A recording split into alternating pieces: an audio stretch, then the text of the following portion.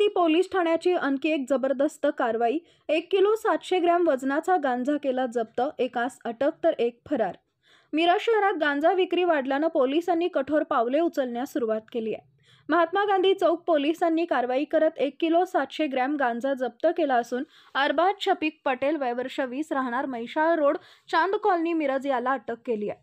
त्याचा साथीदार अल्ताफ उर्फ बावा जमादार राहणार मिरज हा फरार असून त्याचा शोध सुरू आहे। 4 दिवसापूर्वी महात्मा गांधी पोलिसांनी 2 किलो 300 ग्रॅम गांजावर कारवाई केली होती, तर आज 1 किलो 700 ग्रॅम गांजावर कारवाई केली आहे। यामधून अंमली पदार्थ विक्री करणाऱ्यावर महात्मा गांधी चौक पोलीस ॲक्शन मोडवर दिसून येत आहेत। सांगली जिल्ह्यात अंमली पदार्थाच्या विक्रीवर नियंत्रण ठेवण्यासाठी पोलीस अधीक्षक संदीप घुगे यांनी आदेश दिले होते। उपविभागीय पोलीस अधिकारी प्रणिल गिल्डा यांच्या मार्गदर्शनाखाली सहाय्यक पोलीस निरीक्षक संदीप शिंदे आणि त्यांच्या टीमनं ही कारवाई केली। पोलिसांना गोपनीय माहिती मिळाली की अरबाज पटेल हा खतीब हॉल मिरज कोल्हापूर रोडच्या पुलाखाली गांजा विक्री करण्यासाठी येणार आहे। त्यानुसार सापळा रचून त्याला अटक करण्यात आली। त्याच्याकडून 42,500 रुपये किमतीचा गांजा आणि 50,000 रुपयाची होंडा ॲक्टिवा असा 92,510 रुपयाचा मुद्देमाल जप्त करण्यात आलाय।